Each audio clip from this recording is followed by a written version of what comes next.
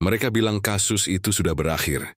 Tapi setiap kali aku makan di warung tanpa nama, aku merasa sedang menelan rahasia seseorang.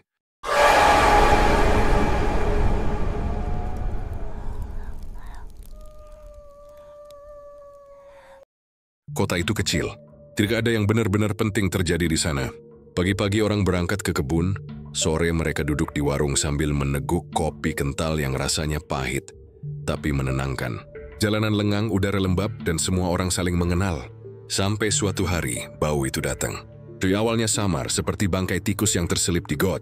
Tapi lama-kelamaan, aromanya menembus tembok, menyusup ke hidung, membuat perut mual. Bau daging busuk, menyengat, tajam. Bau yang seolah punya roh sendiri. Bau yang mengundang rasa takut sebelum logika sempat bekerja. Bau itu berasal dari belakang sebuah warung makan yang paling ramai di kota kecil itu. Warung milik seorang pria yang mereka panggil Pak Darto. Pak Darto dikenal baik. Warungnya berdiri di pinggir jalan lintas, tak jauh dari terminal kecil tempat bas-bas berhenti untuk menurunkan penumpang yang lelah. Warungnya bersih, terang, dan selalu penuh. Rendangnya terkenal empuk, sope tulangnya gurih, dan sambalnya punya rasa khas yang tidak bisa ditiru siapapun. Orang bilang, tangan Pak Darto diberkahi karena setiap masakannya membuat orang ketagihan. Tapi malam itu, semua rasa itu berubah jadi jijik dan ngeri. Sekitar pukul 11 malam, dua warga yang rumahnya bersebelahan dengan warung itu melapor ke kepala dusun. Mereka bilang, ada bau aneh dari belakang dapur yang tidak hilang-hilang. Awalnya mereka pikir itu bangkai ayam, tapi ketika mereka coba cari sumbernya, mereka menemukan cairan merah mengalir dari pipa kecil yang menuju selokan. Warnanya seperti darah, dan baunya lebih busuk daripada bangkai apapun yang pernah mereka cium. Kepala dusun akhirnya menelpon polisi sektor terdekat. Ketika mobil patroli datang, suasana kampung sudah gelap. Warung itu masih menyala, tapi tirainya sudah ditutup. Dari luar, hanya terdengar suara kipas angin berdengung pelan, dan suara sesuatu yang menetes, pelan, teratur, seperti air dari keran yang belum ditutup sempurna. Dua polisi mengetuk pintu. Tidak ada jawaban. Mereka mengetuk lagi, lebih keras. Lalu terdengar langkah pelan dari dalam, dan pintu dibuka oleh Pak Darto. Ia memakai kaos putih yang terkena noda kecoklatan. Mungkin saus, mungkin darah, tidak jelas. Maaf Pak, kami dapat laporan dari warga. Katanya ada bau busuk dari belakang, kata salah satu petugas. Oh, itu mungkin dari tempat sampah belakang, Pak. Ada tulang-tulang sapi yang belum dibuang, jawab Pak Darto dengan senyum yang aneh. Bukan senyum gugup, tapi senyum datar seperti orang yang sudah menyiapkan jawaban sejak lama. Namun bau itu semakin kuat. Polisi meminta izin untuk masuk dan Pak Darto tidak menolak. Ia bahkan membuka pintu dapur lebar-lebar, seolah ingin menunjukkan bahwa tidak ada yang disembunyikan. Tapi begitu mereka melangkah masuk, salah satu petugas hampir muntah. Bau amisnya begitu kental, dan hawa dingin dari ruangan belakang seperti menyelimuti tubuh dengan rasa takut. Di sana ada freezer besar, warna putih dengan bercak karat di pinggirnya. Mesin pendinginnya berdengung keras, tapi suara itu justru menambah kesan ganjil, seperti alat yang sedang menyembunyikan sesuatu. Petugas memutuskan untuk membuka freezer itu. Pak Darto diam saja, tidak menahan, tidak juga menoleh. Ia berdiri di pojok ruangan, tangannya bersedekap, matanya kosong. Saat tutup freezer dibuka, hawa dingin menyembur keluar bersama kabut tipis dari es kering. Di dalamnya ada potongan daging yang dibungkus plastik bening. Warnanya merah muda pucat, tidak seperti daging sapi yang biasa. Potongan itu terlalu halus, terlalu rapi, terlalu aneh. Salah satu plastik bahkan belum ditutup rapat, dan di ujungnya terlihat sesuatu yang membuat semua orang di ruangan itu terpaku.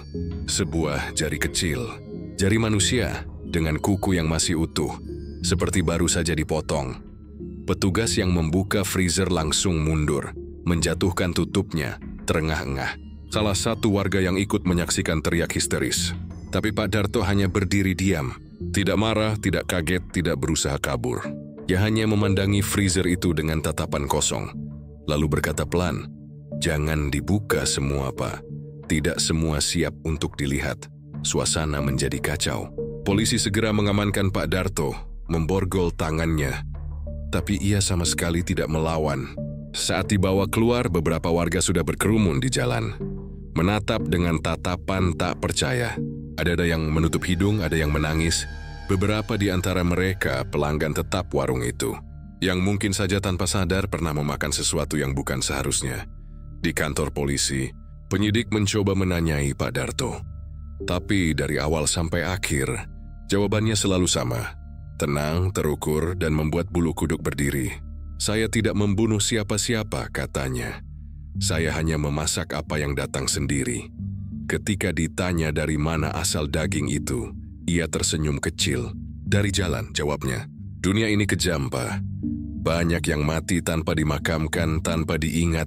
Saya hanya memberi mereka cara untuk kembali. Orang makan, orang hidup. Apa bedanya dengan alam yang memakan dirinya sendiri? Kata-kata itu membuat ruangan sepi. Salah satu penyidik mencoba menekan, mengancam akan menahan seumur hidup, tapi Pak Darto malah tertawa pelan. Kalau kalian tahu dari mana daging sapi kalian datang, mungkin kalian tidak akan makan daging lagi. Katanya, kalian cuma jijik karena daging itu punya nama. Keesokan harinya penyelidikan besar dilakukan di warung itu. Polisi menemukan lebih banyak bungkusan di freezer yang sama. Beberapa di antaranya sudah beku seperti batu. Di gudang kecil di belakang, ditemukan ember-ember berisi darah yang sudah mengental. Ada juga tulang-tulang yang dipotong kecil, sebagian dibakar, sebagian dikubur dangkal. Dari hasil identifikasi awal, potongan tulang itu bukan milik hewan. Dan di antara semua itu, ditemukan sesuatu yang membuat kasus ini berubah dari sekadar kriminal menjadi mimpi buruk. Sebuah buku catatan dengan daftar nama. Di halaman pertamanya tertulis, yang telah dimasak. Nama-nama di daftar itu sebagian dikenali sebagai orang-orang yang dilaporkan hilang dalam beberapa bulan terakhir. Buruh sawit, pengamen jalanan, seorang anak kecil dari desa sebelah. Semuanya ditulis rapi dengan tanggal di sebelahnya. Tak ada penjelasan, tak ada alasan. Hanya nama dan angka, seperti daftar bahan masakan. Berita ini menyebar seperti api di musim kemarau. Seluruh kota geger. Orang-orang mulai menghitung berapa kali mereka makan di warung itu. Mencoba mengingat apakah mereka merasa aneh setelahnya. Beberapa warga muntah hanya karena membayangkan. Polisi mencoba menenangkan publik, tapi kabar yang keluar lebih cepat daripada klarifikasi. Media mulai menulis judul-judul sensasional. Daging manusia di warung ternama. Koki dari neraka, si pemilik senyum tenang. Namun di balik kekacauan itu, ada hal yang tidak pernah dipublikasikan. Malam setelah penggerebekan, salah satu polisi yang ikut membuka freezer mengalami mimpi buruk. Dalam mimpinya, ia berada di warung itu lagi sendirian. Dengan bau amis yang lebih pekat, dari dapur Mo, ia mendengar suara panci mendidih.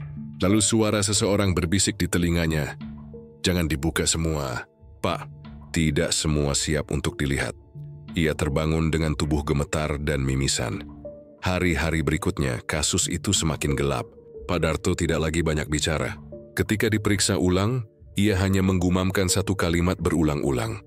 Rasa manusia itu tak tergantikan. Polisi mencoba mencari tahu sumber daging lain.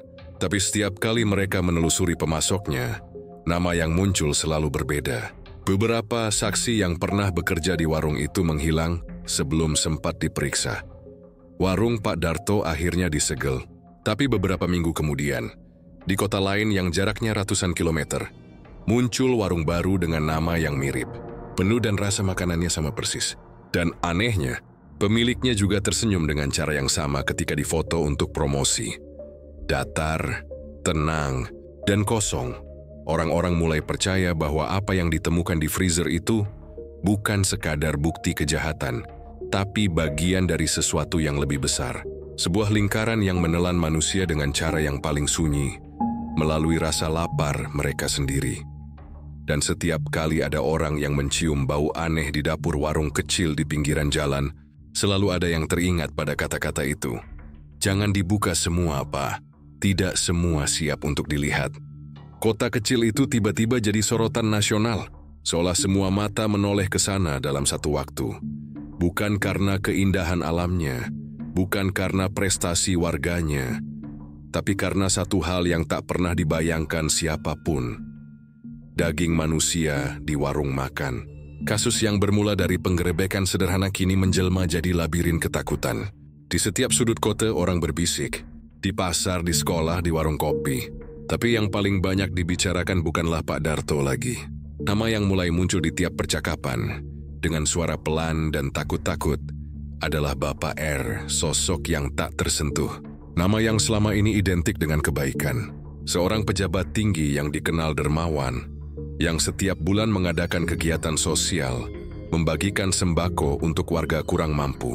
Orang-orang menyebutnya pemimpin masa depan. Tapi sekarang, citra itu mulai retak, pelan tapi pasti. Seperti cat dinding tua yang mengelupas karena lembab. Awalnya, semua pemberitaan tentang kasus daging misterius itu terasa aneh. Media lokal menulisnya dengan sangat hati-hati. Tidak ada nama disebut, tidak ada foto ditampilkan. Judul-judulnya samar, seolah disusun agar tidak terlalu mengganggu kenyamanan pihak tertentu. Penemuan aneh di sebuah warung makan. Begitu salah satu koran menulisnya. Padahal isi beritanya jelas potongan tubuh manusia di dalam freezer. Tapi setiap wartawan yang mencoba menulis lebih jauh, tiba-tiba bungkam. Ada yang berhenti menulis, ada yang artikelnya ditarik. Ada pula yang katanya mendapat kunjungan dari orang tak dikenal. Di tengah suasana itu, muncul rumor bahwa Pak Darto bukan sekadar pemilik warung biasa. Dia hanya salah satu cabang dari jaringan besar yang dijalankan oleh seseorang yang lebih tinggi, lebih berkuasa, dan lebih licin. Nama yang muncul dari mulut ke mulut, Bapak R, seorang pejabat yang duduk di kursi pemerintahan daerah, memiliki wajah ramah, senyum lebar, dan gaya bicara yang menenangkan. Orang-orang mengenalnya sebagai sosok yang peduli pada rakyat. Setiap kali banjir melanda, ia datang dengan rombongan bantuan. Setiap kali harga sembako naik, ia membuka warung murah yang menjual makanan dengan harga di bawah pasaran. Orang menganggapnya pahlawan ekonomi rakyat kecil, tapi sekarang semua itu tampak seperti tirai yang menutupi sesuatu yang jauh lebih gelap. Salah satu hal yang membuat warga mulai curiga adalah kebetulan yang terlalu sering terjadi. Setiap kali ada laporan orang hilang di satu kecamatan, entah buruh, pengamen, atau pekerja jalanan, tidak lama kemudian akan muncul warung baru di daerah itu. Dan semuanya berada di bawah jaringan milik Bapak R. Warung-warung itu punya ciri yang sama. Cat merah kusam di dinding, papan nama dengan logo padi dan api, serta bau khas yang menggoda siapapun yang lewat. Bau yang membuat perut lapar, bahkan di tengah malam. Ada seorang jurnalis lokal, Laras, yang mulai menelusuri keterkaitan itu. Ia menemukan bahwa semua izin usaha warung milik jaringan tersebut ditandatangani langsung oleh kantor yang dikepalai Bapak R. Bahkan lebih dari itu, pemilik resmi tiap warung berbeda-beda, tapi semuanya terhubung ke satu rekening induk di luar kota. Uangnya mengalir deras setiap hari, tapi tidak ada laporan pajak yang jelas. Laras sempat mencoba mewawancarai Bapak R di acara publik, tapi setiap pertanyaannya tentang warung selalu dijawab dengan senyum dan kalimat yang terdengar seperti skrip. Kita harus mendukung ekonomi rakyat, bukan menakut-nakuti mereka. Warga biasa tak punya keberanian untuk menuduh langsung. Di kota kecil seperti itu, menyinggung nama pejabat besar sama saja dengan bunuh diri sosial. Tapi bisik-bisik di bawah meja semakin keras. Ada yang bilang Bapak R punya gudang besar di pinggir hutan sawit, tempat bahan baku semua, warung disiapkan. Ada juga yang bersumpah pernah melihat truk datang malam-malam ke gudang itu, membawa peti kayu panjang seperti peti mati. Setiap truk datang, keesokan harinya selalu ada warung baru yang buka di tempat lain. Dan anehnya, semua warung itu punya cita rasa yang sama, seolah dimasak oleh tangan yang satu. Salah satu kisah yang paling banyak dibicarakan datang dari seorang mantan sopir pengantar bahan makanan. Namanya disembunyikan, tapi ceritanya menyebar cepat lewat mulut ke mulut. Ia mengatakan bahwa setiap kali mengantar daging ke gudang, ia diminta untuk tidak membuka bak belakang truk. Kalau ketahuan buka, besok kamu yang dikirim, begitu katanya. Menirukan ucapan salah satu penjaga. Dalam satu kesempatan rasa penasaran mengalahkan rasa takut. Saat truk berhenti di tanjakan, ia sempat membuka sedikit terpal hitam yang menutupi muatan. Di dalamnya, ia melihat sesuatu yang membuatnya hampir pingsan. Lengan manusia, utuh, membiru, masih mengenakan gelang kain di pergelangan tangan. Beberapa hari setelah itu, sopir tersebut hilang. Tidak ada laporan resmi, tidak ada pencarian. Orang-orang hanya tahu bahwa ia tidak pernah terlihat lagi di terminal tempatnya biasa mangkal. Sementara itu, Bapak R tetap muncul di televisi lokal. Ia tersenyum seperti biasa, berbicara tentang pentingnya kejujuran dan kerja keras. Di wewangnya spanduk besar bertuliskan, "Bersama rakyat, untuk rakyat."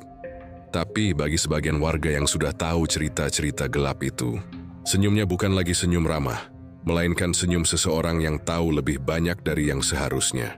Ada satu hal yang semakin memperkuat dugaan publik.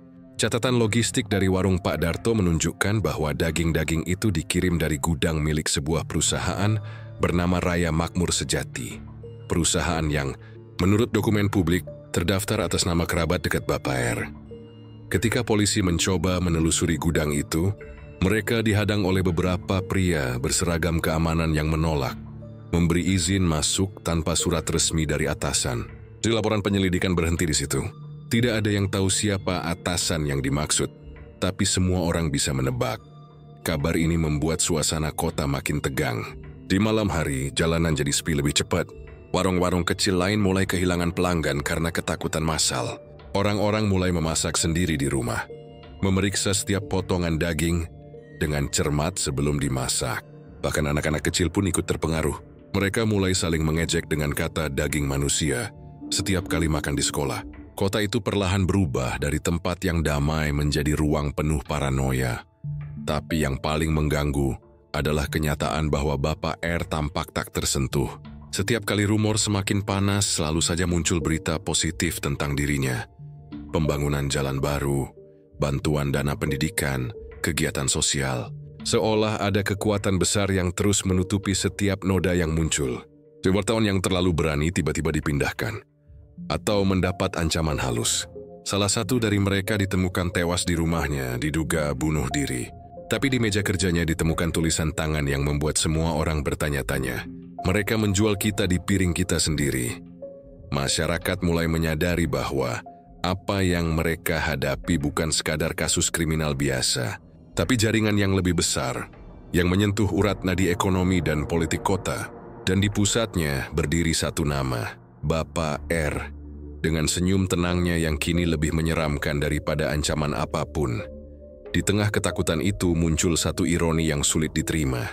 Meskipun rumor tentang daging manusia semakin menyebar, warung-warung jaringan itu tetap ramai. Orang tahu tapi tetap datang. Rasanya enak, kata mereka, dan murah. Seolah ketakutan pun bisa ditelan jika perut sudah lapar. Seolah dosa bisa diabaikan asal harga pas di kantong. Manusia memang aneh. Tahu bahaya tapi tetap mendekat. Berharap dirinya bukan bagian dari korban. Dan di antara semua warung yang buka, ada satu yang baru berdiri di pusat kota. Namanya sederhana, Warung Rasa Sejati. Di depan pintunya, terpampang foto besar Bapak R dengan senyum khasnya. Dan di bawah foto itu, tertulis slogan dengan huruf tebal, "Makanan dari rakyat untuk rakyat." Tidak ada yang tahu pasti kapan kota itu mulai kehilangan batas antara lapar dan takut. Tapi sejak hari itu, setiap kali seseorang mengunyah daging empuk dari piringnya, selalu ada rasa getir di lidah yang tak bisa dijelaskan. Rasa yang anehnya membuat mereka ingin makan lagi. Dan di kejauhan, di balik jendela kantor pemerintah yang tinggi, seseorang sedang tersenyum sambil menatap daftar laporan penjualan dari seluruh warungnya. Angkanya naik, permintaan meningkat. Dewi menutup map tebal di mejanya, meneguk kopi lalu berbisik pelan pada dirinya sendiri. Rakyat memang mudah kenyang. Namanya Laras Adiningsih, 28 tahun. Jurnalis investigasi dari salah satu media independen yang hampir bangkrut. Ia bukan tipe orang yang takut. Sudah pernah menulis tentang tambang ilegal, kasus suap pejabat, bahkan hilangnya aktivis. Tapi kasus ini berbeda. Ada sesuatu yang lebih pekat dari sekadar korupsi atau kekuasaan. Bau busuknya terasa bahkan sebelum ia menulis satu huruf pun.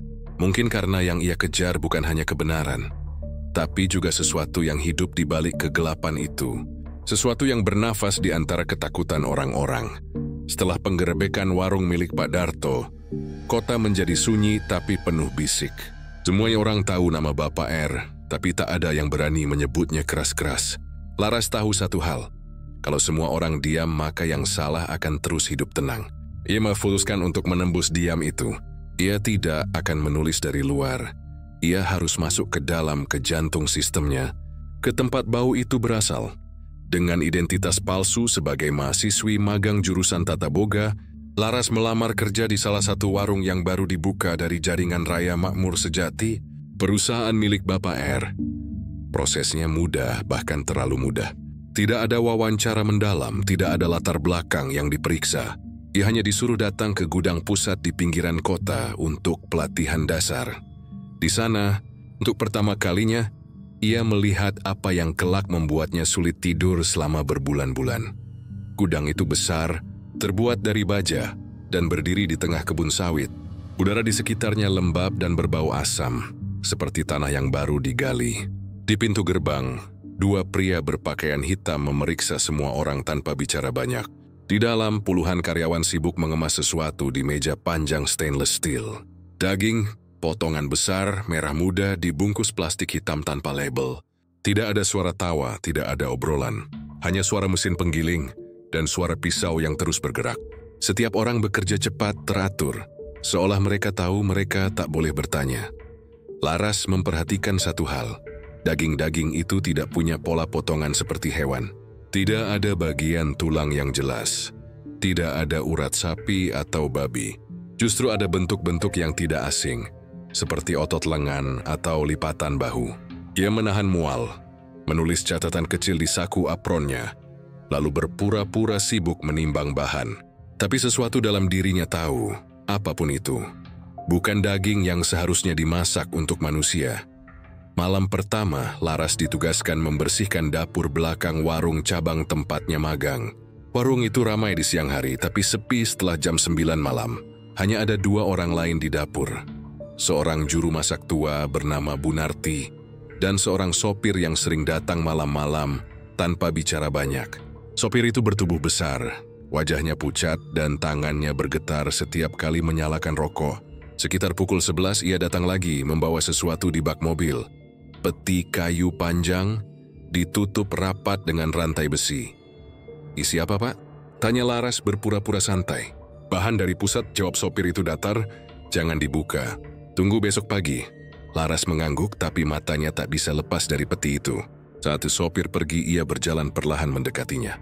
Dari celah kecil di sudut kayu, menetes cairan merah yang mengering di lantai. Laras menunduk. Bau anyirnya menusuk hidung, bukan bau daging segar. Bau itu seperti darah manusia yang mulai membusuk. Ia menahan napas, berlari ke kamar mandi, lalu muntah sampai tubuhnya gemetar. Beberapa hari berikutnya, Laras mengamati rutinitas aneh di warung itu. Setiap malam Kamis, sopir yang sama datang membawa peti baru. Setiap Jumat pagi, warung selalu buka lebih cepat, dan menu hari itu selalu berubah.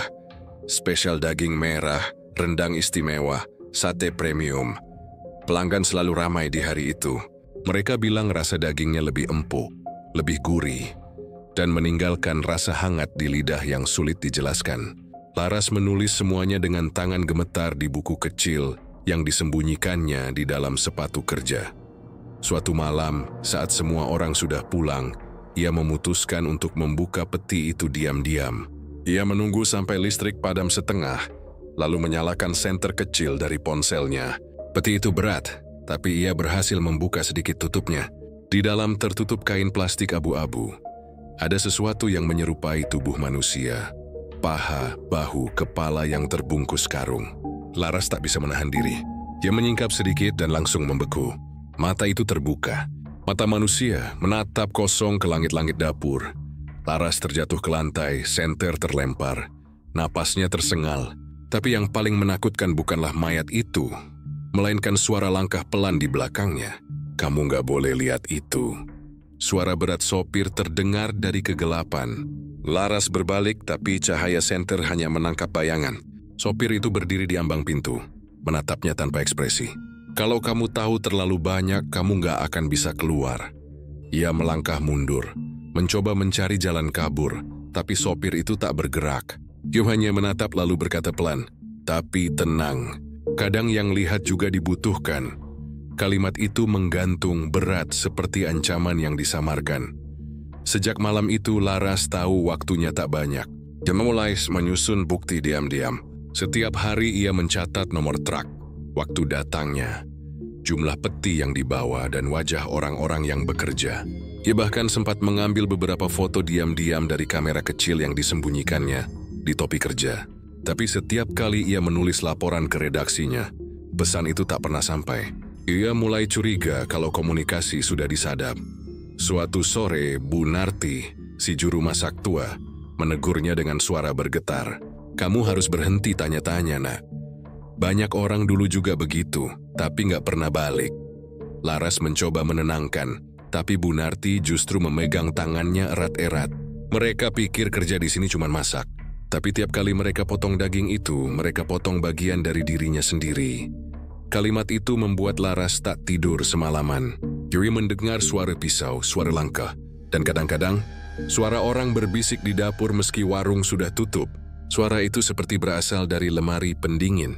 Suara yang berulang, rasa manusia tak tergantikan. Seminggu kemudian Laras memutuskan mengambil langkah terakhir, menyusup ke gudang pusat tempat semua daging dikirim. Ia menunggu malam, mengenakan seragam karyawan dan menumpang di bak truk bersama muatan.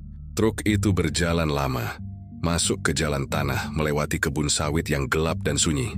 Tak ada sinyal, tak ada lampu. Saat truk berhenti, itu mendengar suara mesin besar dari kejauhan, seperti gergaji.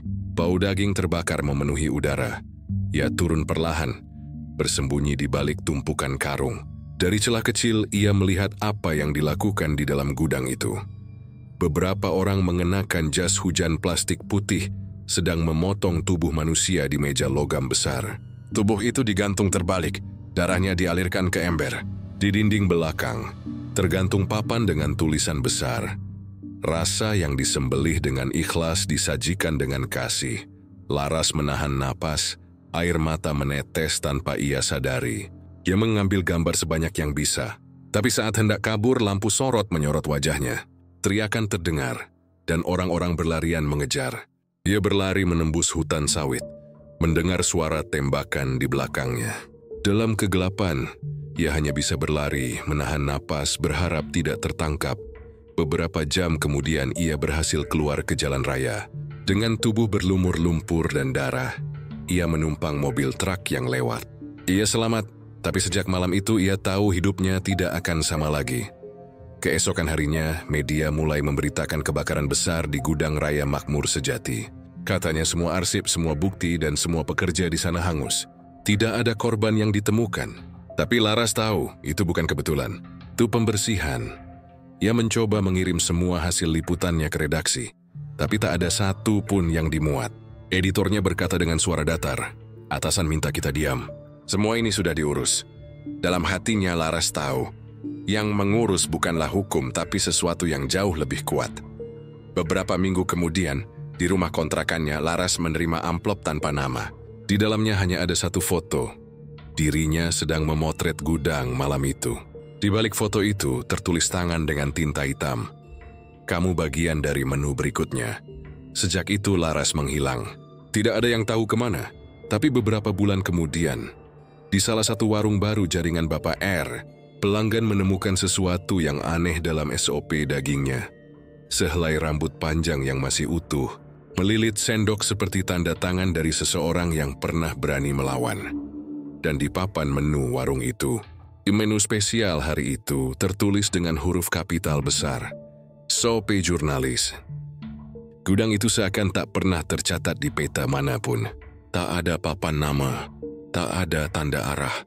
Hanya jalan tanah panjang yang menembus barisan sawit yang tumbuh rapat dan tinggi, seperti tembok hijau yang menyembunyikan sesuatu. Dari jauh bangunannya tampak biasa saja. Sebuah bangunan logam besar dengan atap seng berkarat dan beberapa lampu sorot yang selalu menyala bahkan di tengah malam. Tapi bagi siapapun yang tinggal di sekitar sana, bangunan itu bukan sekadar gudang. Mereka menyebutnya tempat yang bernafas. Karena setiap malam dari dalamnya keluar suara-suara yang tak bisa dijelaskan. Kadang seperti mesin pemotong, kadang seperti jeritan yang tertelan oleh dengung generator. Dan setiap kali angin malam bertiup dari arah gudang, udara berubah. Bau daging terbakar, darah dan logam bercampur menjadi satu. Laras tahu semua ini dari hasil penyelidikannya, dari catatan lama yang ia simpan di hard drive terenkripsi, dari foto-foto yang diambil diam-diam. dan dari suara-suara yang sempat ia rekam sebelum semuanya terbakar. Dalam file audionya, terdengar samar suara gergaji mesin. Lalu sesuatu seperti teriakan yang ditahan. Diakhiri suara tawa pelan seseorang. Rekaman itu hanya berdurasi 30 detik, tapi cukup membuat siapapun yang mendengarnya sulit tidur. Menurut warga sekitar, truk-truk besar datang ke gudang itu setiap Rabu malam. Mereka tak punya logo perusahaan, hanya cat hitam polos dengan nomor plat yang berubah-ubah. Sopirnya tidak pernah bicara, tidak pernah turun. Hanya menunggu beberapa orang dari dalam keluar dan menurunkan muatan. Kadang muatan berupa drum logam besar, kadang peti kayu panjang seperti peti jenazah, dan kadang hanya karung-karung tebal yang bocor cairan merah ke tanah. Warga yang penasaran pernah mencoba memotret dari jauh, tapi tak satu pun dari mereka punya nyali untuk mendekat. Beberapa hari setelahnya kamera mereka rusak, dan salah satu dari mereka mengaku didatangi dua pria berseragam hitam yang memperingatkan untuk tidak ikut campur urusan logistik pemerintah. Di sebuah warung tua di pinggir jalan, Laras pernah mewawancarai seorang pria tua yang tinggal tak jauh dari gudang. Ia mantan penjaga malam di situ, dipecat setelah ketahuan mabuk saat bekerja. "Saya masih bisa dengar suaranya sampai sekarang," katanya pelan, matanya kosong menatap lantai. "Mereka bilang itu pabrik pengolahan daging. Tapi saya pernah lihat sendiri waktu saya keliru buka pintu belakang. Yang mereka potong bukan sapi. Itu tangan manusia, Bu. Masih pakai cincin kawin." Setelah malam itu, ia tak pernah berani lewat jalan itu lagi. Laras mengumpulkan semua kesaksian itu dalam satu file laporan berjudul Operasi Daging Hitam. Ia mencatat bahwa setiap kali ada pengiriman dari gudang, 3 hari kemudian warung-warung jaringan Bapak R di seluruh kota menerima stok segar. Jadwalnya teratur, tak pernah meleset. Tapi yang aneh, tidak pernah ada truk pengantar yang kembali ke gudang kosong. Setiap truk keluar, muatannya selalu penuh. Tapi tidak pernah ada truk yang datang membawa bahan dari luar. Seolah-olah gudang itu menghasilkan daging dari udara. Ia mulai mempelajari peta udara daerah itu lewat satelit komersial. Dari gambar di atas terlihat sesuatu yang janggal. Di belakang gudang terdapat area kosong berbentuk persegi panjang besar, seolah bekas galian atau tempat pembakaran. Warnanya lebih gelap dari tanah sekitar, dan di tengahnya ada bekas abu yang menumpuk seperti lapisan tipis. Laras menghubungi seorang ahli forensik yang juga temannya untuk menganalisis foto itu. Hasilnya membuat darahnya dingin. "Itu bukan tanah kebakar biasa," kata temannya. "Kalau dilihat dari pola warnanya, itu kemungkinan besar hasil pembakaran jaringan organik dalam jumlah besar. Artinya bisa saja mayat." Kata itu bergema lama di kepalanya. Mayat banyak dan semuanya mungkin sudah berubah jadi abu, jadi bau, jadi rasa di piring-piring orang yang tak tahu. Suatu malam, Laras nekat kembali ke lokasi gudang untuk memastikan sendiri. Dia tahu itu gila, tapi rasa ingin tahunya sudah melampaui rasa takut. Ia menunggu sampai lewat tengah malam, lalu berjalan kaki melewati jalan tanah. Suara jangkrik pelan, dan di udara terasa bau logam. Dari jauh, ia melihat dua pria bersenjata berdiri di depan gerbang. Mereka mengenakan seragam tanpa lambang. Wajahnya keras dingin. Di tangan mereka tergantung senapan laras panjang. Laras berjongkok di balik semak menyalakan kamera inframerah kecil di tangannya, yang memperbesar lensa merekam setiap detik. Beberapa menit kemudian truk hitam datang. Dari baknya 2 orang menurunkan drum besar warna biru. Tutupnya dilapisi rantai besi. Ketika salah satu drum terguling sedikit, terdengar suara cairan di dalamnya, kental dan berat. Salah satu pria bersenjata memukul drum itu dengan tongkat besi. Tidak ada yang menegur. Mereka mendorong drum-drum itu masuk ke dalam gudang. Dan dari dalam cahaya merah oranye terlihat berkedip-kedip, seperti nyala api. Lalu terdengar suara mesin dinyalakan. Mendengung rendah, ritmis, lalu meningkat jadi raungan panjang. Suara itu begitu keras sampai dada Laras ikut bergetar. Ia menulis dalam catatan digitalnya malam itu.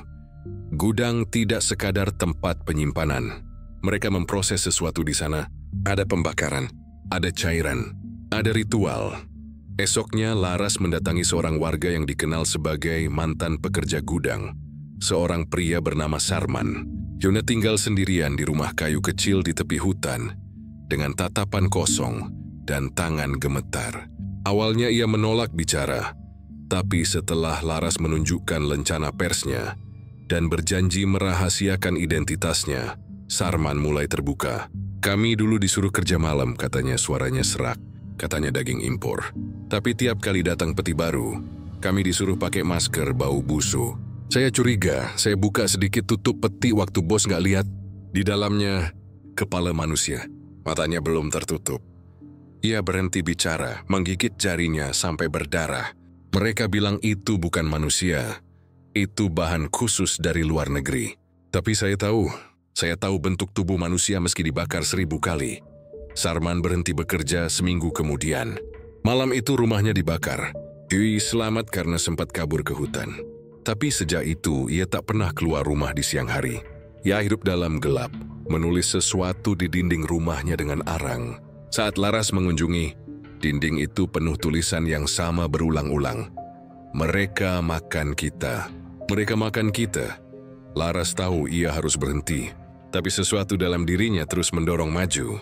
Ia merasa sudah terlalu dalam, terlalu dekat dengan inti rahasia ini untuk mundur. Ia mencoba mencari data kepemilikan tanah di lokasi gudang. Dokumen-dokumen itu menunjukkan nama perusahaan fiktif, tapi di bawahnya ada tanda tangan digital. Tanda tangan Bapak R. Itu bukan sekadar dugaan lagi, itu bukti. Jenanya butuh satu langkah lagi untuk menjatuhkan orang paling berkuasa di kota itu. Tapi sebelum laporan itu bisa dikirim, sesuatu terjadi. Kantor medianya diretas. Semua file Laras hilang. Laptopnya hangus dan hard drive cadangannya ditemukan terbakar di kamar kosnya. Polisi menyebutnya korsleting listrik. Laras tahu itu bukan kecelakaan. Dia menghilang keluar kota selama beberapa minggu. Hidup berpindah-pindah sambil menulis ulang semuanya dari ingatan. Dalam catatan terakhirnya, sebelum ia benar-benar lenyap dari publik, Laras menulis satu paragraf yang kemudian ditemukan di server backup media tempatnya bekerja. Kalimat itu sederhana, tapi cukup membuat siapapun yang membacanya merinding. Mereka tidak menyembunyikan pabrik daging manusia di hutan. Mereka menyembunyikan manusia di balik pabrik daging. Sejak saat itu, gudang di pinggir perkebunan sawit itu tidak pernah lagi terlihat berasap.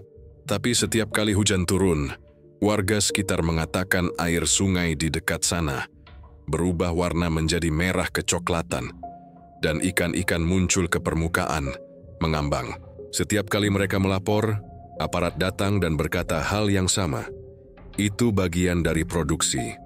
Namun bagi mereka yang pernah mencium bau itu, bau darah, bau api, bau manusia yang terbakar, tidak ada kalimat yang lebih menakutkan dari itu.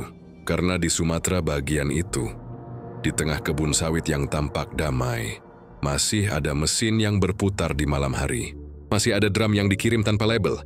Masih ada seseorang di balik meja besar, menghitung keuntungan dari setiap kilogram daging yang tidak pernah terdaftar di pasaran. Dan di dalam catatan keuangan perusahaan yang ditemukan bertahun-tahun kemudian, ada satu entry yang tak pernah bisa dijelaskan. Tertulis, pengiriman minggu ke-47 111 Menko, kategori manusia. Pagi itu, kabut turun lebih tebal dari biasanya. Sungai kecil di pinggir desa yang mengalir melewati kebun sawit terlihat tenang.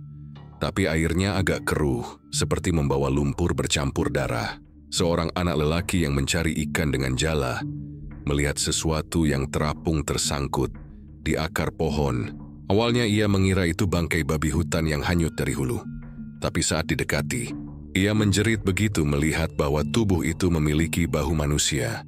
Dan kedua lengannya dipotong rapi seperti hasil kerja seorang tukang daging profesional. Tak ada kepala, tak ada tanda identitas, hanya bekas luka sayatan yang halus dan bersih. Tubuh itu masih segar, seperti baru saja keluar dari ruang pendingin. Warga berdatangan, sebagian menutup mulut, sebagian langsung berlari ke kantor polisi sektor terdekat. Bau anyir bercampur dengan bau lumpur membuat beberapa orang muntah di pinggir sungai. Polisi datang setengah jam kemudian, membawa kantong mayat dan garis kuning. Mereka mengambil foto cepat, memasukkan tubuh itu ke mobil tanpa banyak bicara. Namun ada satu hal yang membuat warga curiga. Salah satu petugas yang memotret tubuh itu sempat berbisik pelan pada rekannya. Potongannya bersih banget kayak dari tempat pemotongan resmi. Berita penemuan mayat itu menyebar cepat. Dalam hitungan jam seluruh kota membicarakannya. Tapi anehnya, media lokal tidak memuat berita itu di halaman utama. Hanya satu portal kecil yang berani menulis dengan judul samar. Ditemukan tubuh tanpa kepala di aliran sungai Kecamatan Selatan, diduga korban kejahatan ritual. Artikel itu hanya bertahan 2 jam sebelum dihapus. Namun dunia digital tak pernah benar-benar lupa. Beberapa foto sempat bocor ke media sosial. Foto yang menampilkan tubuh itu terbujur di lumpur dengan bekas potongan di dada dan paha. Netizen memperbesar gambar itu dan di lengan korban terlihat tato buram bergambar kepala banteng dengan tulisan kecil di bawahnya, Air Logistics. Mereka menghubungkannya dengan perusahaan transportasi yang bekerja sama dengan jaringan warung makan milik Bapak R. Begitu informasi itu menyebar, semua jadi berantakan. Orang-orang mulai mengaitkan penemuan mayat dengan isu daging misterius yang dijual di warung-warung itu. Sebagian menuduh pemerintah menutup-nutupi kebenaran, sebagian lagi percaya ini hanyalah kebetulan. Tapi Laras yang membaca semua unggahan itu dari tempat persembunyiannya, tahu bahwa ini bukan kebetulan. Ia mengenali tato itu. Ia pernah melihatnya di foto salah satu sopir truk yang ia rekam diam-diam di depan gudang. Sopir itu yang dulu datang membawa peti kayu di malam hari. Kini, ia yang terapung di sungai. Laras menulis di jurnal digitalnya malam itu. Mereka mulai menghapus jejak. Siapapun yang tahu terlalu banyak akan menjadi bagian dari stok berikutnya. Sementara itu, di kantor polisi, penyelidikan kasus berjalan aneh. Kapolsek setempat mengumumkan bahwa mayat itu kemungkinan korban serangan binatang liar karena luka-lukanya dianggap tidak spesifik manusiawi. Namun seorang petugas medis yang ikut autopsi membocorkan sesuatu pada temannya. Itu bukan gigitan hewan. Dagingnya dipotong bersih dan tulangnya dibelah pakai gergaji baja. Bukan gigi. Tapi ketika wartawan menanyakan hal itu secara resmi, dokter itu mengundurkan diri sehari kemudian tanpa penjelasan. 3 hari setelah jasad itu ditemukan, hujan deras mengguyur kota. Air sungai meluap, dan warga menemukan potongan tubuh lain yang hanyut. Bagian kepala, separuh wajah, dan leher yang dipotong rapi. Meskipun rusak parah, beberapa orang mengenali wajah itu dari bekas luka di pipi. Ini adalah Hendra, sopir truk logistik yang bekerja di bawah perusahaan Air Logistics Media, mulai bereaksi. Tapi setiap kali berita hendak naik, ada panggilan dari atas. Beberapa redaksi mendapat ancaman pencabutan izin. Di media sosial, akun-akun yang menyebarkan foto mayat tiba-tiba hilang atau diretas. Namun jejak digital tetap bertahan dalam bentuk tangkapan layar yang terus dibagikan ulang. Komentar warga penuh ketakutan. Jadi benar yang kita makan itu. Tulis seseorang. Yang lain menimpali. Aku kerja di warungnya dulu. Daging itu aneh, baunya beda. Mereka bilang daging sapi impor. Sekarang aku paham kenapa nggak ada label. Di antara semua kekacauan itu, satu nama kembali muncul, Bapak R. Ia tampil di televisi, menenangkan masyarakat dengan wajah tenang dan suara penuh wibawa. Isu-isu yang beredar tidak benar. Kami bekerja sama dengan pemasok sah yang terdaftar. Kami akan bantu pihak berwenang mencari kebenaran, katanya sambil tersenyum. Tapi senyum itu terasa dingin. Seolah bukan janji, melainkan peringatan. Setelah konferensi pers itu, aparat segera menutup lokasi penemuan mayat dengan alasan zona berbahaya. Sungai dibendung dan seluruh area disterilkan. Namun warga yang tinggal di sekitar mengaku masih sering melihat cahaya lampu. Di malam hari, dari arah sungai, seolah ada kegiatan pembersihan rahasia. Beberapa kali mereka mendengar suara mesin berat, seperti ekskavator menggali sesuatu. Tapi setiap kali mereka mencoba mendekat, patroli bersenjata menghadang. Laras tak tahan diam, dia memutuskan kembali turun ke lapangan. Dengan bantuan seorang fotografer lepas bernama Gilang, ia menyusuri sungai itu dari arah hulu, berpura-pura menjadi peneliti lingkungan. Setelah berjam-jam berjalan di lumpur, mereka menemukan sesuatu yang tidak ada dalam laporan resmi. Di tepi sungai, terdapat lubang besar seperti bekas galian. Di dalamnya puluhan kantong hitam terkubur setengah. Beberapa sudah robek karena hujan. memperlihatkan potongan tubuh manusia, tangan, kaki, bahkan sebagian wajah yang membusuk. Gilang memotret semuanya, tapi mereka dikejar dua pria berseragam hitam tak lama setelahnya. Dalam pelarian mereka terpisah. Laras berhasil lolos dengan melompat ke sungai, namun Gilang tak pernah kembali. Kamera yang ia bawa ditemukan beberapa hari kemudian di dalam lumpur. Lensa retak tapi masih menyimpan satu foto terakhir. Siluet seorang pria berdiri di pinggir sungai dengan jas hujan hitam, menatap langsung ke arah kamera. Di tangannya ia memegang pisau panjang yang berkilat oleh pantulan cahaya petir. Foto itu viral. Orang-orang mulai menyebut sosok itu penjagal sungai. Tapi polisi kembali menyatakan bahwa itu hanya orang tak dikenal yang kebetulan lewat. Dalam waktu 2 hari, foto itu hilang dari semua platform. Tapi sudah terlambat. Ribuan orang menyimpannya dan mulai membentuk teori sendiri.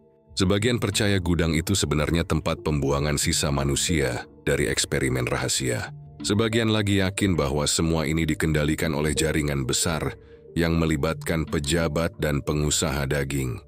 Namun bagi Laras, kebenarannya lebih sederhana dan lebih mengerikan. Mereka sedang menutupi kegagalan. Daging manusia yang mereka proses tidak semuanya habis terjual. Beberapa bagian rusak, busuk, atau tidak laku. Dan sungai menjadi tempat mereka membuang limbah. Seminggu setelah penemuan itu, aroma busuk tercium sampai ke kota. Kurir ledeng berubah warna. Dan beberapa orang mengeluh sakit perut setelah makan dari warung-warung tertentu.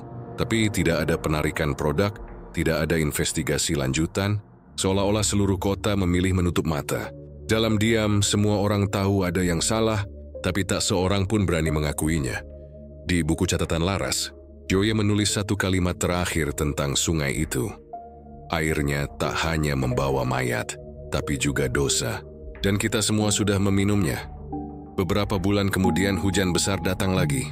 Sungai itu meluap menghancurkan jembatan kecil di hulu. Di tengah reruntuhan, warga menemukan tong logam besar tersangkut di bebatuan.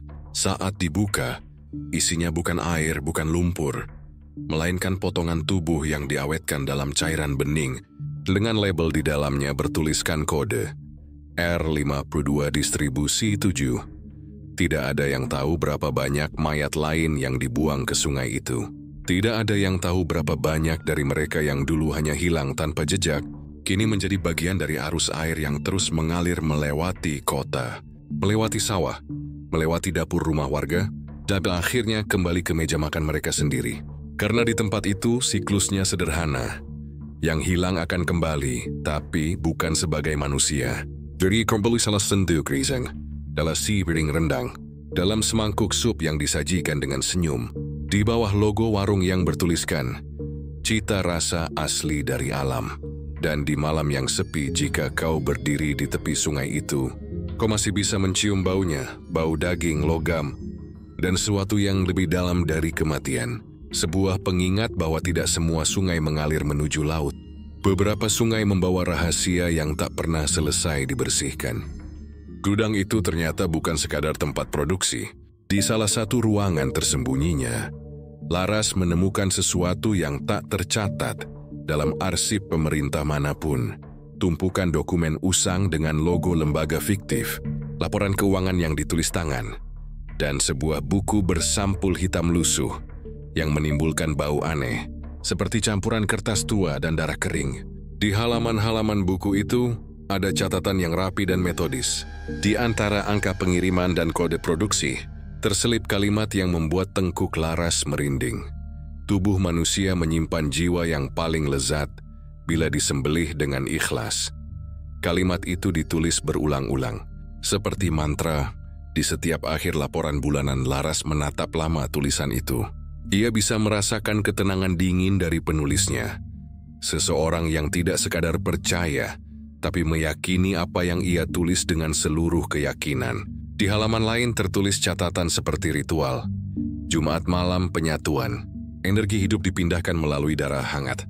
Pemakan akan mewarisi keberanian, kecerdasan, dan kekuasaan korban. Tanda tangan di bawahnya samar, tapi jelas huruf awalnya. Laras tahu siapa pemilik tanda itu. Kita ingin percaya, tapi semua bukti menuntun ke arah yang sama. Ia membaca lebih dalam dan menemukan daftar yang aneh. Nama-nama tanpa identitas jelas, diikuti angka berat badan dan catatan tanggal pengiriman. Di kolom keterangan tertulis kode-kode L7, S3, H2, dan di sampingnya catatan singkat seperti berhasil diserap atau energi tidak stabil. Semakin ia membaca, semakin jelas bahwa ini bukan sekadar bisnis logistik, melainkan sesuatu yang jauh lebih gelap, semacam keyakinan bahwa kekuasaan bisa diperoleh dengan memakan sisa kehidupan orang lain. Dari keterangan mantan karyawan yang pernah bekerja di gudang itu, Laras mendengar kisah yang membuat jantungnya berhenti sesaat. Karyawan itu, yang hanya mau disebut M, bercerita dengan suara gemetar di sebuah rumah persembunyian di luar kota. Mereka bilang ini tradisi kuno dari pedalaman, katanya. Dulu dilakukan untuk menghormati roh penjaga tanah, tapi Pak R mengubahnya jadi ritual untuk kekuasaan. Katanya setiap jiwa yang dikorbankan dengan tenang akan memperpanjang keberuntungannya. M menjelaskan bahwa setiap malam Jumat, gudang itu berubah menjadi tempat upacara tertutup. Tidak ada nyala lampu luar, hanya lilin dan simbol-simbol aneh di lantai. Para pekerja tidak boleh masuk. Mereka hanya mendengar lantunan doa rendah, yang tak seperti bahasa manusia modern. Sebuah gumaman berulang yang membuat bulu kuduk berdiri. Setelah itu, kendaraan dari kota datang membawa peti tertutup. Tak ada yang tahu apa isinya. Tapi setiap kali selesai, suara tawa dan bau hangus memenuhi udara. Laras menuliskan semua kesaksian itu dalam catatan terenkripsi. Ia merasa seperti menggali dasar laut. Semakin dalam, semakin gelap, dan semakin sulit kembali ke permukaan. Dwimis menyadari bahwa seluruh jaringan bisnis milik Bapak R bukan sekadar kedok ekonomi, melainkan sistem distribusi untuk sesuatu yang disebut energi hidup. Di dalam dokumen keuangan yang ia temukan, setiap warung di bawah jaringan itu mencatat penjualan dengan simbol aneh, bukan nominal uang, melainkan tanda spiral kecil. Di bawahnya tertulis, distribusi energi diterima. Transaksi selesai, ia kemudian mengunjungi salah satu warung itu berpura-pura menjadi konsultan pemasaran. Pemilik warung, seorang wanita paruh baya yang terlihat ramah, menceritakan sesuatu yang membuat Laras semakin curiga. Kami disuruh selalu buka setiap Jumat malam, katanya sambil mengaduk air teh. Katanya kalau tutup, rezeki bisa berhenti. Kadang ada pengiriman istimewa dari gudang. Katanya bahan rahasia, cuma boleh dipakai untuk menu khusus. Saat Laras menanyakan bentuk bahan itu, wanita itu diam sejenak lalu berkata pelan, "Warnanya merah tua. Kalau dimasak, baunya bisa bikin orang lapar bahkan sebelum matang. Tapi kami tidak pernah tahu itu apa. Kami cuma disuruh habiskan semuanya." Malamnya, Laras memandangi daftar pengiriman yang ia salin dari dokumen gudang. Di antara kode tanggal dan berat, ada satu baris yang membuatnya gemetar. Batch 442, energi stabil, dikirim ke seluruh cabang menu Jumat. Ia menatap kalender di dinding. Hari itu Kamis malam, ia tak bisa tidur. Pikirannya dipenuhi bayangan ritual yang dilakukan Bapak R dan orang-orangnya.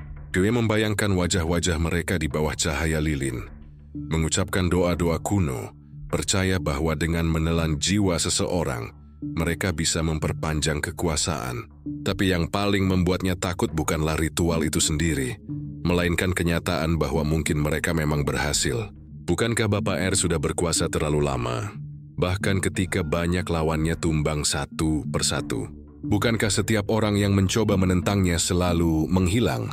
Laras memutuskan menghubungi seorang antropolog tua yang pernah meneliti kepercayaan kuno di Sumatera bagian utara, Profesor Awan Dirga. Setelah membaca transkrip ritual yang dikirim Laras, Profesor Awan hanya menulis satu kalimat balasan. Itu bukan kepercayaan tradisional. Itu bentuk penyimpangan dari ajaran pemujaan roh leluhur yang sudah punah ratusan tahun lalu. Jika ada yang melakukannya sekarang, berarti mereka menciptakan agama baru dari ketakutan. Namun beberapa hari setelah mengirim pesan itu, Profesor Awan dilaporkan meninggal akibat serangan jantung di kamarnya. Laporan medis mengatakan alami kelelahan ekstrim. Tapi Laras tahu kebetulan tidak pernah sesering itu. Semakin dalam ia menggali, semakin besar rasa paranoid yang menelannya. Ia mulai merasakan hal-hal aneh. Teleponnya berdering tanpa ada suara di seberang. Ada mobil hitam yang sering berhenti di ujung gang tempatnya tinggal. Dan pesan singkat misterius masuk ke emailnya. Berhenti sebelum Jumat, ini bukan berita, ini peringatan. Namun rasa takut itu justru menguatkan tekadnya. Laras percaya bahwa ritual itu bukan sekadar simbol. Ia meyakini bahwa Bapak R dan jaringannya benar-benar percaya mereka bisa memindahkan energi hidup dari korban ke pemakannya, entah secara spiritual, entah psikologis, atau hanya sebagai ilusi kekuasaan. Tapi keyakinan itu telah menjadi fondasi bisnis gelap yang menghidupi seluruh jaringan warung, hingga rakyat kecil pun tanpa sadar ikut berpartisipasi dalam rantai yang sama. Setiap kali seseorang membeli sepiring makanan di warung-warung itu, mereka bukan hanya membayar dengan uang, tapi dengan bagian kecil dari ketidaktahuan mereka sendiri. Dan ketidaktahuan itulah yang membuat ritual itu terus hidup. Laras akhirnya menyadari bahwa ia tak lagi melawan individu, melainkan sistem yang sudah menjelma seperti agama. Setiap cabang warung memiliki ruang kecil di belakang dapur, dengan simbol spiral yang sama digambar di dinding. Di tengah simbol itu biasanya ada lilin kecil yang menyala setiap malam Jumat. Itu tanda penghormatan, kata salah satu karyawan yang ditemuinya. Kalau lilin padam, pelanggan bisa berkurang. Namun bagi Laras, lilin itu bukan penghormatan. Itu pengingat bahwa di setiap sudut kota ada sisa-sisa dari ritual yang terus berjalan. Ritual yang menjadikan rasa lapar manusia sebagai mata rantai antara ekonomi dan kekuasaan. Beberapa bulan setelah penemuan dokumen itu, Laras menulis laporan investigasi berjudul Rasa yang Tak Mati.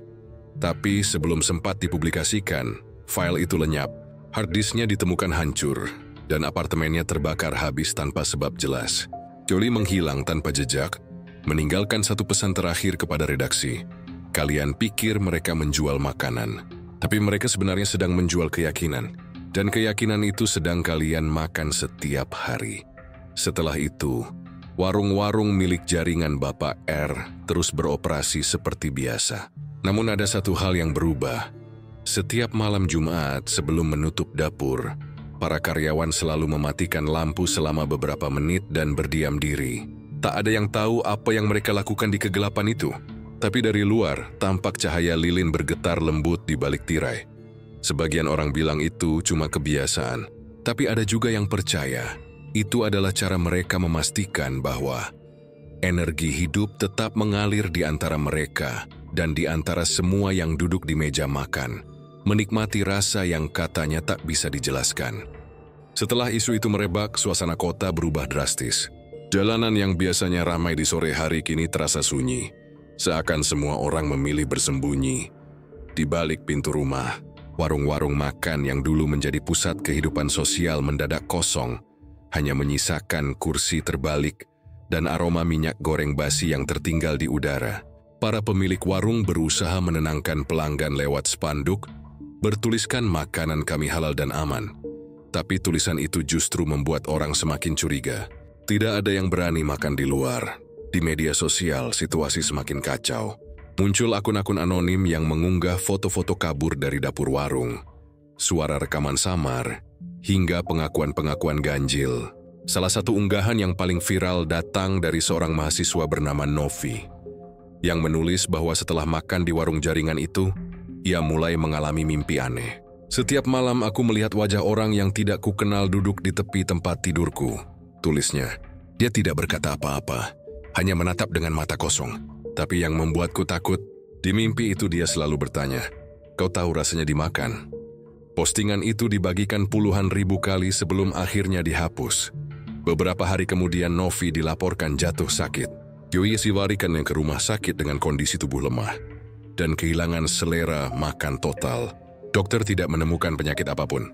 Ketika salah satu perawat menanyakan apa yang dirasakannya, Novi hanya menjawab lirih, "Aku merasa ada yang makan dariku sedikit demi sedikit."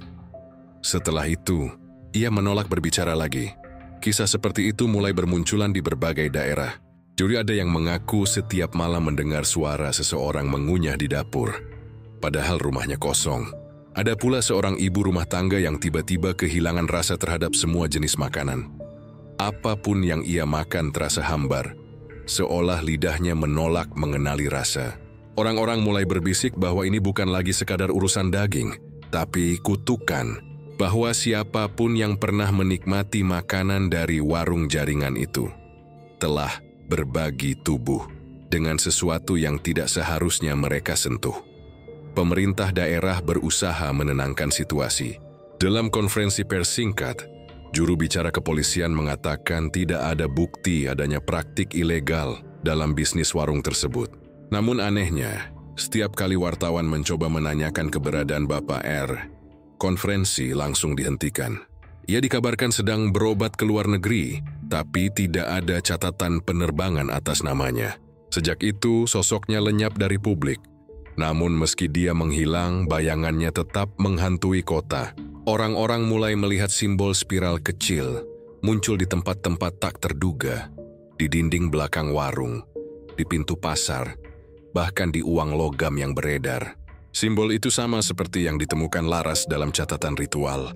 Beberapa warga menganggapnya sekadar kebetulan, tapi sebagian lain percaya bahwa simbol itu adalah tanda bahwa energi hidup sedang dipanen secara diam-diam. Ketakutan berubah menjadi obsesi. Banyak warga mulai membuat kelompok kecil yang menolak makan dari luar sama sekali. Mereka menanam sayuran sendiri, menyembelih hewan sendiri, dan memasak hanya untuk keluarga dekat. Tapi bahkan di antara mereka, rasa curiga tak pernah benar-benar hilang. Seorang tetangga bisa menatap panci orang lain dengan pandangan takut, seolah di dalamnya tersimpan rahasia gelap yang bisa menular lewat satu sendok nasi. Di tengah kekacauan itu, muncul seorang pendeta tua bernama Pater Samuel yang berani berbicara di depan umum. Dalam khotbahnya ia berkata, "Ketakutan kalian bukan karena makanan, tapi karena dosa yang kalian biarkan tumbuh. Kalian makan tanpa tahu dari mana rasa itu datang.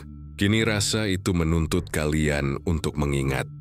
Banyak orang menangis mendengar kata-katanya, tapi setelah itu, Pater Samuel juga menghilang.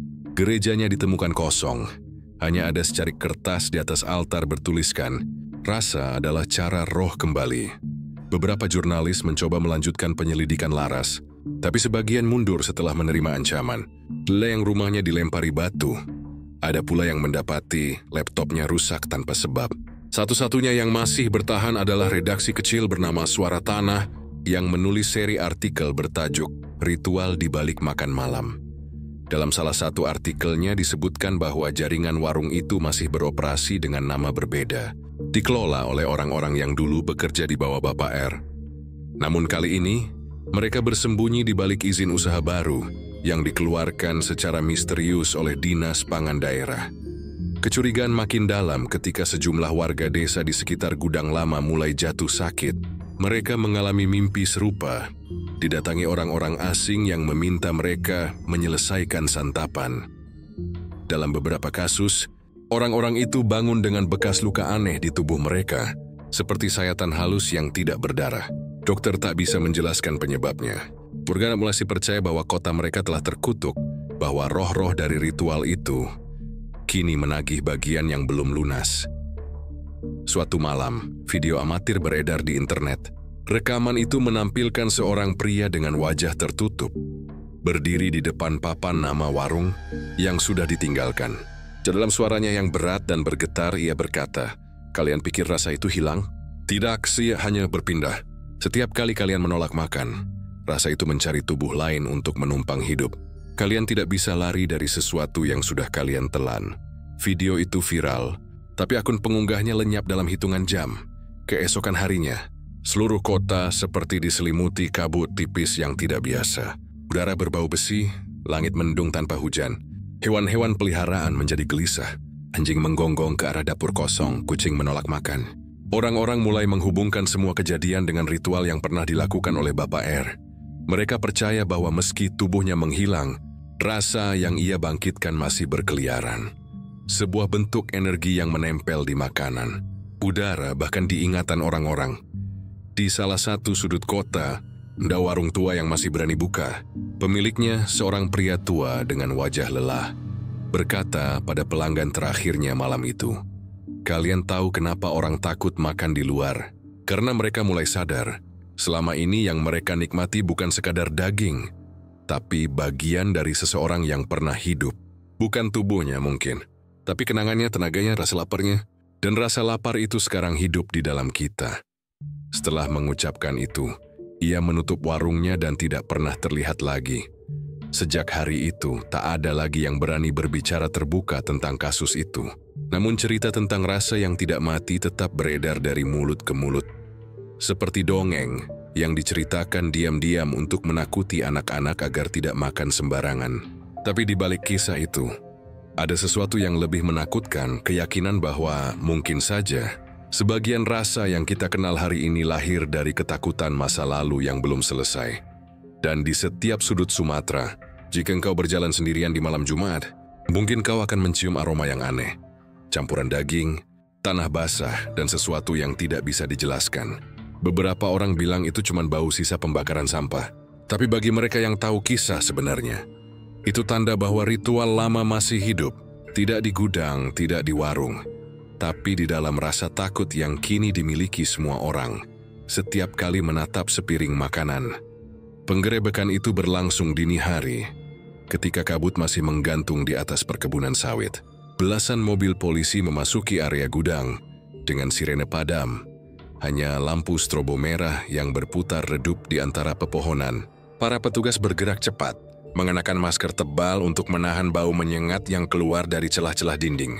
Gudang itu berdiri sunyi, tapi di dalamnya udara seolah berdenyut pelan, membawa aroma logam dan sesuatu yang lebih tua dari waktu. Ketika pintu besi dibuka, udara dingin berhembus seperti napas panjang dari perut bumi. Di dalamnya, deretan drum besar tersusun rapi, ditandai dengan kode angka dan simbol spiral, yang sama dengan yang pernah ditemukan Laras.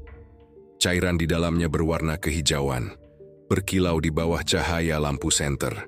Petugas tidak segera menyadari apa yang mereka lihat, hingga salah satu dari mereka, dengan tangan gemetar, membuka penutup sebuah drum dan menyorotkan senter ke dalamnya. Hening. Setelah beberapa detik, seseorang berteriak. Suara itu bergema di seluruh ruangan. Temuan itu membuat semua orang terpaku. Di antara cairan kental itu, terlihat sisa-sisa sesuatu yang tak seharusnya ada di sana. Bukan benda, bukan bahan makanan, tapi sesuatu yang pernah bernyawa. Sebagian petugas menunduk, sebagian lain menutup mata. Dan seorang perwira hanya berdiri kaku mencoba menahan muntah. Mereka menemukan catatan di meja panjang di sudut ruangan. Lembar-lembar transaksi dengan kode pengiriman, tanda tangan, dan daftar distribusi energi hidup ke beberapa daerah di luar provinsi. Tidak ada nama pembeli, hanya inisial dan angka berat. Di tengah kekacauan itu, salah satu petugas menemukan buku hitam bersampul kulit yang sama seperti yang pernah ditemukan Laras. Tapi kali ini, di halaman terakhirnya, ada catatan baru, tertulis dengan tinta merah yang masih basah. Rasa tidak bisa dimusnahkan, hanya dipindahkan. Berita tentang penggerebekan itu seharusnya menjadi headline nasional. Tapi anehnya, dalam waktu 2 jam setelah operasi selesai, semua akses media ke lokasi diblokir. Wartawan yang datang diusir dengan alasan penyelidikan rahasia. Video amatir para petugas yang sempat bocor di internet mendadak menghilang. Akun mereka yang membagikan rekaman itu dihapus tanpa penjelasan. Dalam waktu semalam, peristiwa sebesar itu seolah tak pernah terjadi. Paginya, media resmi hanya memberitakan bahwa sebuah pabrik makanan ilegal ditemukan mencemari lingkungan. Tak ada disebut soal jaringan perdagangan daging manusia, tak ada nama Bapak R, tak ada laporan korban. Semua informasi dikunci rapi, seakan kebenaran dipendam di bawah lapisan birokrasi yang terlalu tebal untuk ditembus. Namun berita paling mengejutkan datang 2 hari kemudian. Bapak R ditemukan tewas di rumah dinasnya. Tubuhnya tergantung di tengah ruang kerja, dengan wajah tenang dan senyum tipis yang seolah bukan kepasrahan, melainkan keyakinan. Di meja kerjanya terdapat surat pernyataan singkat. Aku hanya meneruskan tradisi yang lebih tua dari negara ini. Kalimat itu membuat seluruh kota membeku. Polisi menyebut kematiannya sebagai bunuh diri karena tekanan publik. Tapi banyak yang tidak percaya. Sebagian saksi mengatakan malam sebelum kematiannya, mereka mendengar suara nyanyian rendah dari dalam rumah dinas. Saat diselidiki, tidak ada siapapun di dalam kecuali dirinya. Yang lebih aneh, jam dinding di ruang kerjanya berhenti tepat pukul 3.33. Tidak rusak, hanya berhenti. Ketika diperbaiki, jarumnya tetap menolak bergerak. Beberapa petugas yang masuk ke ruangan melaporkan merasakan sensasi aneh. Seperti ada seseorang berdiri di belakang mereka, mengawasi tanpa suara. Sementara itu, dokumen-dokumen hasil penggerebekan disita oleh tim dari pusat. Namun beberapa petugas lapangan mengatakan, sebelum dokumen itu dibawa, ada lembaran yang tiba-tiba hilang dari tumpukan. Daftar pengiriman terbaru dengan tanggal yang belum terjadi. Tertulis di sana, batch Navofi Milan, untuk distribusi ulang Jumat depan. Tidak ada yang tahu kemana lembar itu menghilang. Di masyarakat, kabar tentang penggerebekan hanya menambah ketakutan. Dawayako yang berjisi bahwa kasus ini tak akan pernah benar-benar selesai. Beberapa mulai berbicara tentang teori lama, bahwa Bapak R bukan sekadar pejabat serakah, melainkan bagian dari kelompok yang telah ada jauh sebelum pemerintahan modern. Kelompok yang percaya bahwa jiwa manusia bisa disimpan dan diwariskan melalui rasa. Seorang pensiunan pegawai pemerintah yang pernah bekerja di Dinas Perdagangan mengaku pada media lokal bahwa dokumen tentang jaringan usaha Bapak R sudah ada sejak 2 dekade lalu. Tapi setiap kali diusut, berkasnya menghilang di tengah perjalanan birokrasi. Ada sesuatu yang melindungi mereka, katanya. Sesuatu yang bukan hanya uang. Beberapa minggu setelah kematian Bapak R, gudang utama itu dibakar oleh pihak tak dikenal. Api melahap semuanya, tapi para pemadam kebakaran bersumpah bahwa sebelum api padam, mereka mendengar suara seperti bisikan dari dalam. Seperti sekelompok orang sedang berdoa dalam bahasa yang tidak dimengerti. Saat diperiksa keesokan harinya, di tengah abu yang masih hangat, ditemukan satu benda utuh. Sebuah cincin logam dengan ukiran spiral di permukaannya. Cincin itu disimpan di kantor kepolisian sebagai barang bukti, tapi malam harinya salah satu petugas jaga melapor. Mendengar bunyi ketukan berulang dari dalam laci. Tempat cincin itu disimpan. Ketika dibuka, lacinya kosong. Cincin itu hilang dan tidak pernah ditemukan lagi. Setelah peristiwa itu, laporan resmi kasus Bapak R ditutup dengan kesimpulan aksi kriminal individu tanpa keterlibatan sistematis. Tidak ada nama lain disebut, tidak ada jaringan dibongkar. Semua pihak yang pernah ikut penyelidikan dipindahkan ke daerah berbeda. Sebagian bahkan mengundurkan diri. Publik pun perlahan melupakan, digantikan isu-isu baru yang lebih mudah diterima. Namun beberapa bulan kemudian, di provinsi sebelah, sebuah warung makan baru muncul dengan logo yang aneh. Garis spiral kecil di sudut menunya. Pemiliknya mengaku mantan karyawan salah satu warung lama. Saat ditanya resep rahasianya, ia hanya tersenyum dan berkata, "Saya hanya meneruskan tradisi dari tempat lama." Katanya rasa yang baik tidak boleh dilupakan. Malam itu, seorang pelanggan pulang dengan perasaan aneh. Ia merasa mual, tapi juga lapar di waktu yang sama. Di kamarnya, ia bermimpi seseorang duduk di kursi makan, menatapnya dengan mata kosong sambil berkata, "Rasa tidak mati. Ia hanya menunggu tubuh baru." Keesokan paginya, pelanggan itu mendapati lidahnya pahit, dan di telapak tangannya muncul bekas lingkar kecil, seperti cap cincin. Di luar, matahari terbit seperti biasa. Jalanan kembali ramai, warung-warung baru bermunculan, dan kehidupan perlahan berjalan normal. Tapi bagi sebagian orang, terutama mereka yang tahu cerita sebenarnya, rasa takut itu tidak pernah benar-benar hilang. Karena mereka tahu, setiap kali ada bau aneh di udara, setiap kali lidah mengecap rasa yang terlalu kuat untuk dijelaskan. Mungkin di sanalah sebagian dari tradisi lama itu masih bernafas. Dan seperti kata terakhir Bapak R, mungkin memang benar, tradisi itu lebih tua dari negara, dan mungkin juga lebih tua dari manusia itu sendiri. Kasus itu akhirnya dinyatakan tertutup. Pihak berwenang menyebutnya sebagai kepercayaan lokal ekstrem yang telah diluruskan. Tidak ada penyebutan nama, tidak ada konferensi pers, hanya satu kalimat pendek dari perwakilan pemerintah. Semua pihak yang terlibat telah ditindak sesuai hukum. Setelah itu, sunyi. Berita menghilang secepat kabut pagi, seolah tidak pernah ada kengerian yang sempat mengguncang Sumatera beberapa bulan terakhir. Namun di bawah keheningan itu, masyarakat tetap hidup dengan rasa was-was yang sulit dijelaskan. Di warung-warung kecil yang tersisa, para pemilik mulai memasang tulisan asli sapi atau 100% daging halal, seolah untuk menenangkan ketakutan yang tak mau padam. Tapi semakin keras mereka meyakinkan, semakin besar pula rasa curiga yang menggantung di udara. Orang-orang makan dengan canggung, menatap sendoknya sendiri terlalu lama sebelum menyuapkan ke mulut.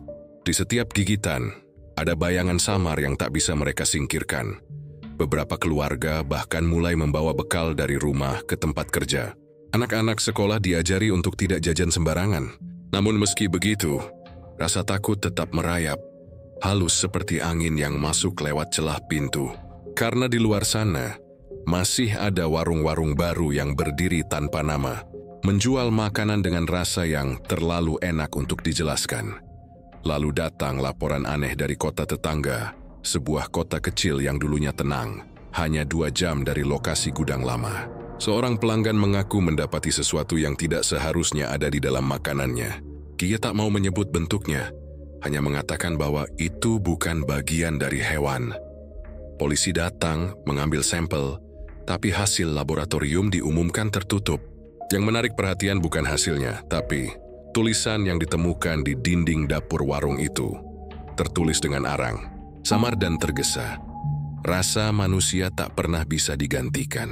Tulisan itu seperti mengulang pesan lama. Pesan yang dulu hanya beredar dalam bisikan di antara para pekerja gudang. Tapi kali ini, ia muncul di tempat umum. Seolah seseorang ingin mengingatkan bahwa sesuatu belum selesai. Kabar itu menyebar diam-diam. Media besar tidak menulisnya, tapi forum-forum anonim di internet mulai ramai membahas kembali kasus Rasa. Beberapa pengguna mengaku melihat logo spiral kecil di kemasan bumbu instan yang dijual di pasar modern. Ada pula yang bersumpah mendengar suara lirih saat membuka kaleng makanan, seperti bisikan yang mengatakan, "Terima kasih sudah memakanku." Sebagian orang menganggapnya lelucon, tapi sebagian lain mulai resah. Mereka merasa kasus ini tidak benar-benar berhenti, hanya berganti wajah. Karena bukankah begitu cara sesuatu bertahan? Ia beradaptasi, menyusup ke sistem baru, mengganti kulit tapi mempertahankan jiwanya. Di antara orang-orang yang masih berani menelusuri, muncul nama seorang aktivis muda bernama Seno. Ia percaya jaringan itu masih hidup, beroperasi lewat jalur distribusi makanan besar. Dalam salah satu wawancaranya dengan media lokal, ia berkata, mereka sudah berhenti menyembunyikan diri. Jadi kok enak lagi menjual daging, tapi menjual rasa. Mereka tahu, manusia jauh lebih mudah dikendalikan lewat rasa lapar daripada lewat rasa takut. Pernyataan itu membuatnya dikenal luas, tapi juga menjadi awal dari keheningannya. Seminggu setelah wawancara itu, Seno menghilang. Di apartemennya hanya ditemukan catatan terakhir di dinding. Rasa bukan cuma di lidah, dia hidup di darah. Setelah itu, isu kembali tenggelam. Kota-kota bergerak seperti biasa. Orang-orang kembali makan, berbelanja, tertawa. Tapi sesekali, jika seseorang menyuap nasi dari warung tak dikenal, mereka mungkin akan berhenti sejenak karena merasakan sesuatu yang ganjil. Sebuah rasa yang tidak asing, tapi juga tidak bisa dikenali, seperti memori seseorang yang bukan miliknya sendiri. Sebagian akan mengabaikannya, sebagian lain akan menatap kosong, merasa seolah ada seseorang yang menatap balik dari dalam rasa itu. Beberapa peneliti independen juga mencoba membuka kembali kasus ini, melaporkan bahwa sebagian dokumen negara tentang penggerebekan gudang telah dihapus dari arsip digital. Bahkan saksi-saksi yang dulu sempat bersuara kini menolak diwawancarai. Mereka mengatakan lupa atau pura-pura tidak mengerti pertanyaannya. Tapi di mata mereka tampak sesuatu yang tidak bisa disembunyikan. Ketakutan yang sangat pribadi, seperti seseorang yang tahu terlalu banyak dan memilih diam agar bisa terus hidup. Bulan demi bulan berlalu. Sampai suatu ketika, di salah satu kota pesisir, warga menemukan truk pendingin tanpa sopir di tepi jalan. Di dalamnya ada puluhan kotak berisi bahan makanan tanpa label. Polisi datang mengamankan truk itu dan melarang siapapun mendekat. Namun seorang warga sempat mengintip sebelum area dipasangi garis polisi. Ia bersumpah melihat simbol spiral kecil terukir di setiap kotak. Ketika ditanya oleh wartawan, warga itu menolak memberi keterangan lebih lanjut. Ia hanya berkata bau itu sama seperti dulu. Dan begitulah semuanya kembali ke titik semula. Tak ada kepastian, tak ada akhir. Setiap kali orang mulai melupakan, sesuatu selalu muncul untuk mengingatkan. Seolah rasa itu tidak mau mati, tidak mau hilang. Hanya menunggu waktu untuk menampakkan diri lagi. Beberapa orang mulai percaya bahwa Bapak R tidak benar-benar mati. Ada yang bilang ia meninggalkan tubuhnya dengan cara tertentu, memindahkan rasanya ke dalam seseorang yang lain. Ada pula yang bersumpah melihat sosok mirip dirinya, duduk di pojok warung, memesan makanan dengan tenang. Tapi setiap kali orang mencoba mendekat, sosok itu sudah menghilang, hanya menyisakan aroma logam di udara dan suara sendok yang mengetuk piring 2 kali. Ritme yang sama dengan doa ritual lama. Dan ketika malam tiba di kota itu, kadang terdengar dari kejauhan nyanyian rendah yang mengalun pelan di antara suara angin dan serangga malam. Tidak jelas dari mana asalnya, tapi bagi mereka yang tahu kisah sebenarnya, nyanyian itu terdengar seperti panggilan. Panggilan dari sesuatu yang lapar, tapi bukan pada makanan. Lapar pada kenangan, pada rasa takut, pada jiwa yang dulu pernah menatap piring kosong dan percaya bahwa isi dunia ini bisa ditelan untuk menenangkan perutnya sendiri. Akhirnya, semua kembali pada satu pertanyaan yang tak bisa dijawab siapapun. Apakah manusia benar-benar berhenti memakan manusia?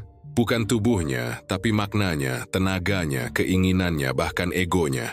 Bukankah setiap orang, dalam caranya masing-masing, selalu memakan yang lain untuk bertahan hidup? Dalam bentuk rasa, dalam bentuk kekuasaan, dalam bentuk keinginan untuk memiliki lebih. Mungkin seperti kata tulisan di dinding warung itu. Rasa manusia memang tak pernah bisa digantikan. Ia hanya berubah bentuk, menjelma jadi rasa lapar yang lain. Lapar akan kekuasaan, perhatian, cinta, atau ketenangan. Dan di antara semua rasa itu, mungkin masih tersisa sedikit dari rasa yang dulu membuat orang-orang itu kehilangan batas antara ritual dan kehidupan. Rasa yang membuat siapapun bisa berkata, aku hanya meneruskan tradisi.